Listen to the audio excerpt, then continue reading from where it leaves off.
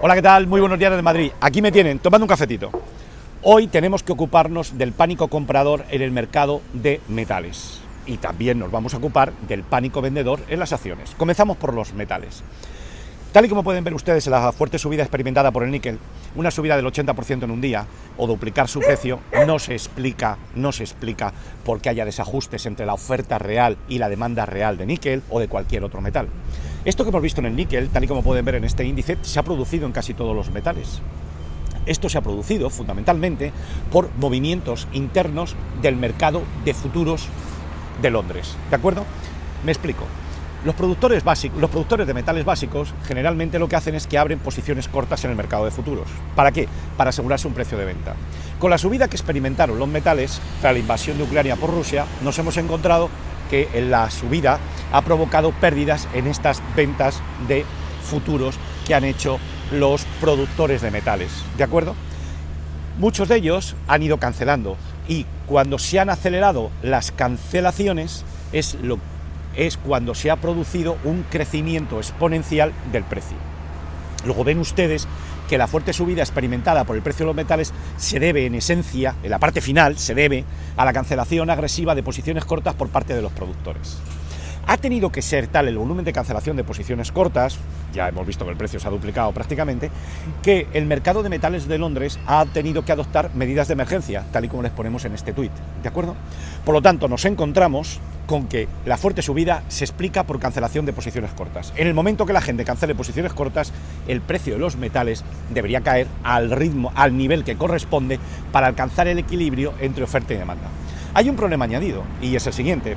Los productores rusos, aquellos que tenían una gran cantidad de contratos de futuros vendidos, están en pérdidas. Bien sea porque hayan cancelado las posiciones recomprando, tienen unas pérdidas, o bien sea porque no le han aportado las garantías complementarias. Claro, aquí hay un riesgo de contrapartida.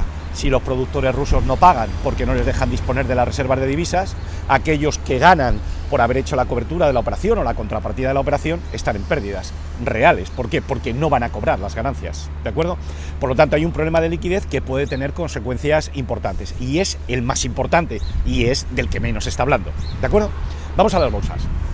Bien, antes de entrar en las bolsas, me gustaría preguntarles a ustedes, ¿este problema que estamos viendo en los mercados de metales se soluciona con medidas de política monetaria? Obviamente no. ¿En este entorno ustedes creen conveniente que el FED tiene que subir los tipos de interés? Obviamente no, por una razón muy sencilla. Imaginemos el caso de una persona que tiene previsto llevar a cabo una promoción inmobiliaria, ya de entrada no sabe el precio al que le van a cobrar por el aluminio de las ventanas, por ejemplo.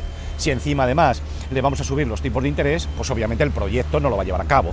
Y de la misma manera que le pasa a este señor que va a llevar a cabo un proyecto inmobiliario, podemos extenderlo a toda la economía. Por lo tanto, resulta muy improbable que en este entorno el FED suba los tipos de interés, ¿de acuerdo? Vamos a las bolsas. Bueno, en las bolsas ayer hubo pánico, ¿de acuerdo? Ahora bien, quiero decirles antes que nada que hubo pánico, pero no el éxtasis vendedor, ¿de acuerdo? Pudiésemos decir que hay un pánico controlado, si es que se puede hablar de controlar el pánico, pero faltaba el éxtasis. Ayer vimos, durante la sesión de ayer vimos que se produjo un gran volumen de compra de opciones put y un gran volumen de venta de opciones call, ¿de acuerdo? Además, estamos viendo que en los fondos de inversión también hay pánico. La gente está realizando una gran cantidad de reembolsos, tal y como pueden ver ustedes en el gráfico. Y por supuesto, el índice CNN va adentrándose en extremos de pánico, ¿de acuerdo? Es muy importante que ustedes se den cuenta de que hay un gran pánico. Es importante que este gran pánico se está dando en un éxtasis comprador en los mercados de metales preciosos, ¿de acuerdo? Y finalmente tienen que tener en cuenta que el próximo 16 de marzo concluye la reunión del FOND y que al viernes siguiente, y el viernes de esa semana expiran contratos de futuro y opciones. ¿Se dan cuenta que se está produciendo un vértice de negatividad que se concentra todo en torno al 16 de marzo?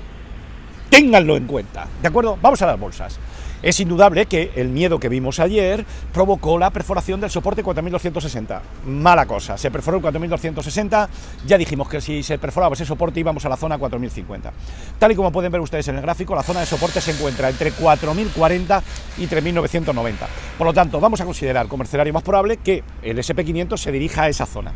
Para mí ha sido decepcionante el comportamiento durante la sesión asiática. Hemos visto que tras perforar el 4.260 no ha habido rebotes, no ha habido nada, sino que ha ido cayendo de una forma paulatina y ligera. Esto no me gusta, ¿de acuerdo?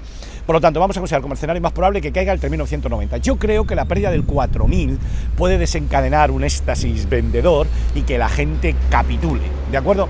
Por lo tanto, ahora todo el mundo pensando en la reunión del FOMC, es decir, todo el mundo está esperando que Powell salga reduciendo el número de subidas de tipos de interés o aplazándolo sine die, ¿de acuerdo? E incluso debería inyectar liquidez en el sistema para relajar las tensiones que hay en los mercados monetarios, ¿de acuerdo? Y finalmente un rayito de esperanza, la estacionalidad. Yo sé que la estacionalidad es una variable secundaria, pero fíjense, tal y como pueden ver en este gráfico que ya les expuse hace tiempo, la primera semana de marzo es cuando es más bajista en el año en el que se producen elecciones de segundo mandato.